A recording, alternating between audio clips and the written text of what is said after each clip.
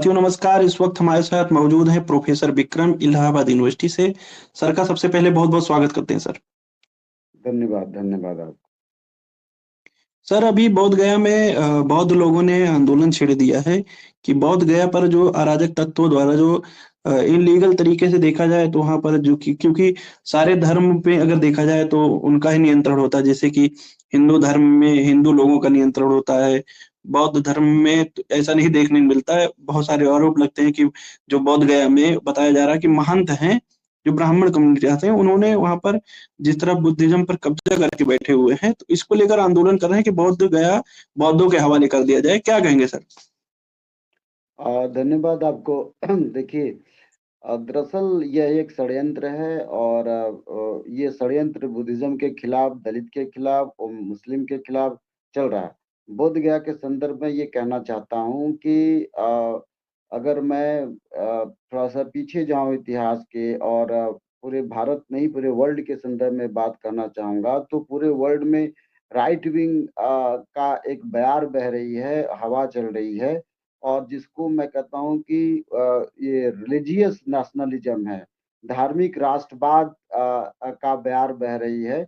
चाहे वो इजराइल के में देख लिए, चाहे आप यूक्रेन में देखें, चाहे आप रूस में देखें, चाहे भारत में देखें, चाहे आप अमेरिका में देखें। तो ये जो राष्ट्रीय राष्ट्रवाद माना धार्मिक राष्ट्रवाद, रिलीजियस राष्ट्रवाद चल रहा है, उसी का ये परिणाम है।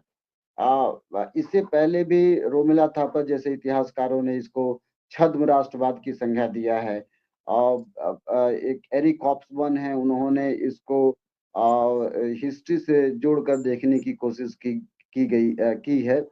तो ये एक राष्ट्रवादी माहौल में प्रक्रिया चल रहा है, और जिसको एरिक हॉब्सबॉम भी कहते हैं कि ये एक षड्यंत्र है, एक एंटी नेशनल सेंटिमेंट को बढ़ावा देने की प्रक्रिया।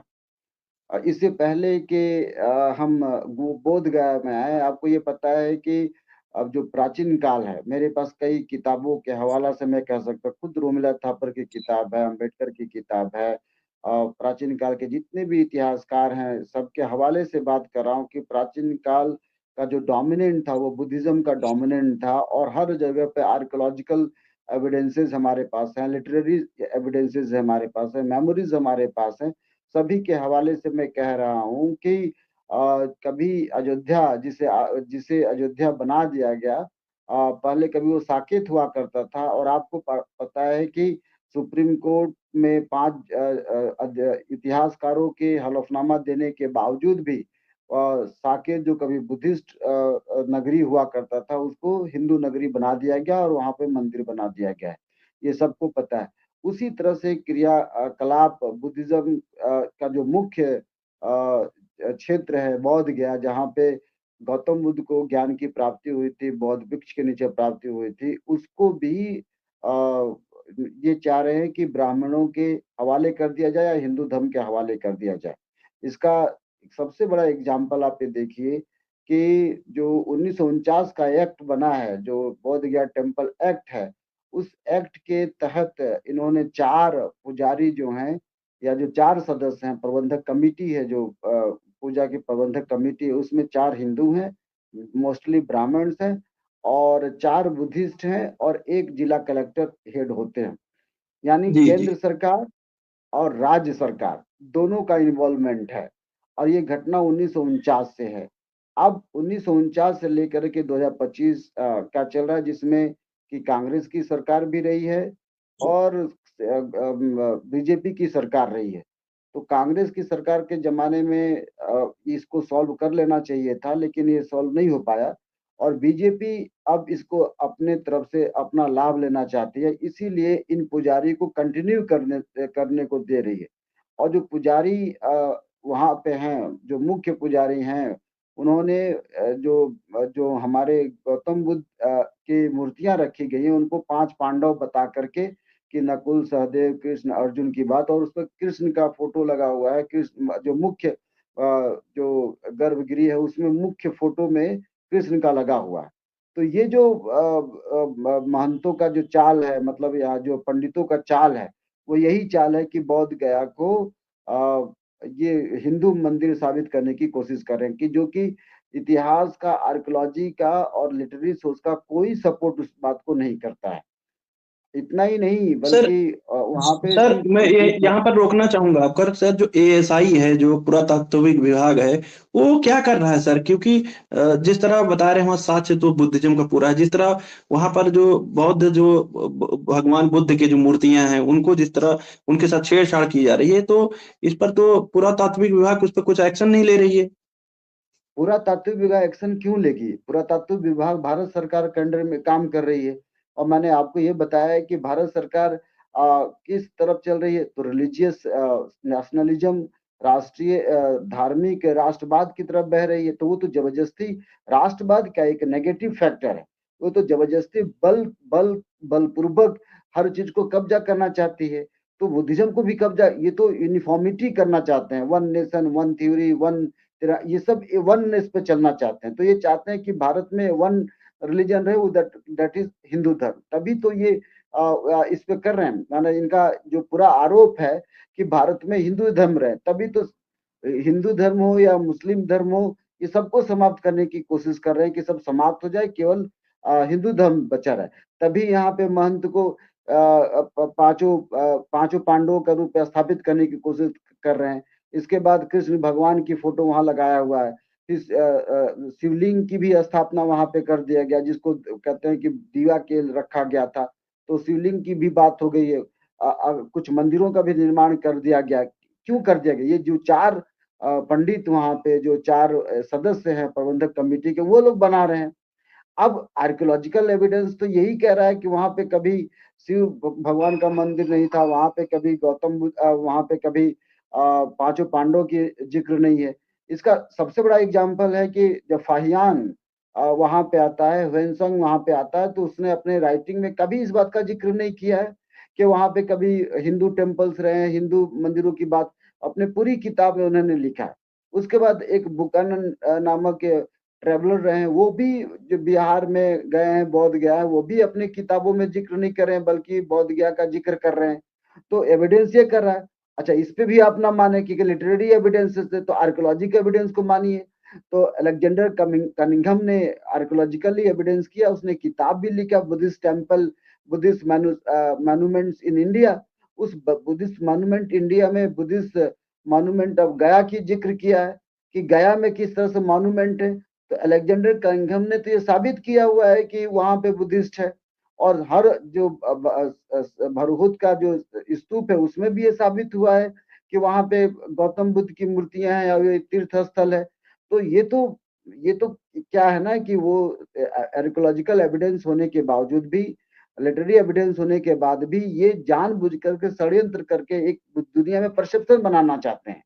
और एक जो परसेप्शन, आप जिंदगी में ईमानदार हो ना हो, इसका कोई मैटर नहीं करता, लेकिन दुनिया के नजर में परसेप्शन ये बनाना चाहिए कि आप सबसे बड़े ईमानदार। तो इन्होंने, एविडेंस हो या ना हो, इसका कोई फर्क नहीं पड़ता।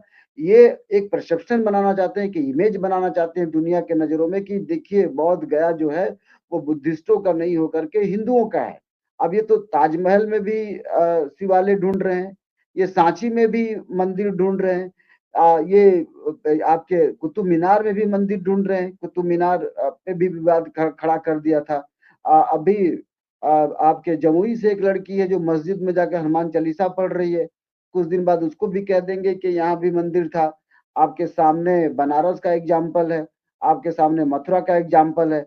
तो पूरे भारत में इंडियन एक्सप्रेस की कवर स्टोरी था कि किन किन मंदिरों, किन किन मस्जिदों में मंदिर ढूंढा जा रहा है। तो आपका साकेत नाम का बुद्धिस्ट टेम्पल को खत्म कर दिया गया, अब गया पे पड़े हैं। तो आप कुछ दिन बाद श्रावस्ती पे भी पढ़ेंगे, कुछ दिनों बाद कुशीनगर पे भी पढ़ेंगे। तो कुशीनगर आपको पहले ही बताया गया है कि कई किताब में ये कहा गया है कि बुद्धिज्म को हिंदू धर्म से अलग करने की कोशिश की नहीं गई है। ये प्राचीन काल से चला आ रहा है। जब से बुद्धिज्म का जन्म हुआ है, तब से ये कह दिया गया है कि बुद्धिज्म हिंदू धर्म का एक हिस्सा। मेरे पास एक किताब है, इस किताब का नाम है the art of ancient India. ये किताब बड़ी पुरानी किताब मेरे पास पड़ी है। देखिए, आर्ट ऑफ एंसेंट इंडिया अगर दिखाई पड़ रहा हो, ये काफी मोटी बल्कि किताब है। इस किताब को मैं पढ़ रहा था, इस बुक में साफ साफ लिखा है कि जैन धर्म और जो बुद्धिज्म है कैसे हिंदू धर्म का हिस्सा है। तो ये तो शुरू से बता ये परसेप्शन डेवलप कर दिया गया है। आज भी हम सब मानते हैं कि बुद्धिज्म हिंदू धर्म का हिस्सा है। तो उस तहत ये गौतम बुद्ध को विष्णु का अवतार पहले ही बता चुके हैं। तो ये एक षड्यंत्र है, और षड्यंत्र इसलिए है कि इनको यूनिफॉर्मिटी करना है। ये सभी जगहों पे अपना कब्जा जताने की कोशिश करेंगे, सत्ता हथियाने की कोशिश करेंगे। और इसके लिए जो हमारे जो इंटेलेक्चुअल वर्ग है उसको तैयार रहना चाहिए। साकेत के संदर्भ में हम तैयार नहीं हो पाए, हम सुप्रीम कोर्ट में हलफनामा दायर नहीं कर पाए, कुछ बात नहीं कर पाए। लेकिन मैं ये मानता हूँ कि जो बौद्ध गया है इसके मामले में सुप्रीम कोर्ट में हमें अपना अर्जी देना चाहिए, हमें केस फाइल करनी चाहिए। कम से कम सुप्रीम कोर्ट के अंतर्गत ये बात जानी चाहिए कि आर्कोलॉजिकल जो मैं कनिंघम का एग्जाम्पल बता रहा हूँ, बुकानन का एग्जाम्पल बता रहा हूँ, फाहियान का एग्जाम्पल बता रहा हूँ, हेनसन का एग्जाम्पल बता रहा हूँ, भरौत का एग्जाम्पल बता रहा हूँ, इस किताब जो आर्ट ऑफ एंशिएंट इंडिया का एग्जाम्पल बता रहा हूँ। इसमें काफी लिखा है बुद्धिस्ट आर्ट के बारे में कि किस प्रकार से सुंग वंश के सामने, मौर्य वंश के सामने, गुप्त वंश के सामने, पाल वंश के सामने ये बुद्धिस्ट आर्ट का विकास हुआ, जिसमें बौद्ध गया का भी जिक्र है, नालंदा का भी जिक्र है, पूरे भारत का जिक्र है। तो हमारे पास तो आर्कियोलॉजिकल एविडेंसेस हैं। अब हमारे पास सरकार से हम उम्मीद तो नहीं कर सकते कि सरकार इस पे बहस करेगी। हाँ, सुप्रीम कोर्ट में हम कोशिश कर सकते हैं कि सुप्रीम कोर्ट में अपनी बात रखें, और नहीं तो तो फिर एक आंदोलन। क्या सर आप इस हाँ, आंदोलन को समर्थन करते हैं? आप इस जो आंदोलन हो रहा है इसका आप इतिहासकार हाँ, होने के नाते बिल्कुल। आपका समर्थन करते हाँ, बिल्कुल समर्थन करते हैं। मैं एक इतिहासकार होने के नाते आपके सामने एविडेंस की बात कर रहा हूँ। दूसरा, मैं एक्टिविस्ट होने के नाते ये बातें कर रहा हूँ। तीसरा, मैं एक प्रोग्रेसिव व्यक्ति होने के नाते इस आइडिया को सपोर्ट करता हूँ। मन कि मैं ये कहना चाहता हूँ कि एक प्रोग्रेसिव होने के नाते, एक इंटेलेक्चुअल, सो कॉल्ड इंटेलेक्चुअल होने के नाते पूरी दुनिया से जो रिलीजियस नेशनलिज्म चल रहा है उसका मैं कट्टर शब्दों में, कड़े नंदों में बहिष्कार करता हूँ, निंदा करता हूँ। और क्योंकि जब तक ये नेशनलिज्म, रिलीजियस नेशनलिज्म रहेगा, तब तक माइनॉरिटी के जो लोग हैं, चाहे जैन के हों, चाहे बुद्धिस्ट के हों, चाहे मुस्लिम हो, चाहे सिखिज्म हो, सबके अस्तित्व पर खतरा रहेगा, और ये खतरा मंडराता रहेगा। कई बहुत। कई इसमें जी जी जी। कई कई तो कई बार ये देखने को आता है, हम इसको ध्यान नहीं देते कि किस प्रकार से जो षड्यंत्रकारी शक्तियां हैं वो आपको समाप्त करने पर लगी हुई हैं। और हम लोग अपने इतिहास को, अपने समाज को, अपने कैलिबर को नहीं समझते, इसलिए शक्तियां हम पे हावी हैं। मैं तो बहुजन समाज के इंटेलेक्चुअल से, इरिस्पेक्टिव ऑफ कास्ट क्लास के रूप में कहना चाहूंगा, सभी से कहना चाहूंगा कि वो बोध गया जाएं, बोध गया जाकर के वहां से अपनी आवाज बुलंद करें। और मुझे भी मौका मिलेगा तो मैं भी बोध गया जाकर के अपनी आवाज बुलंद करूंगा। जी, बहुत धन्यवाद। बहुत धन्यवाद सर।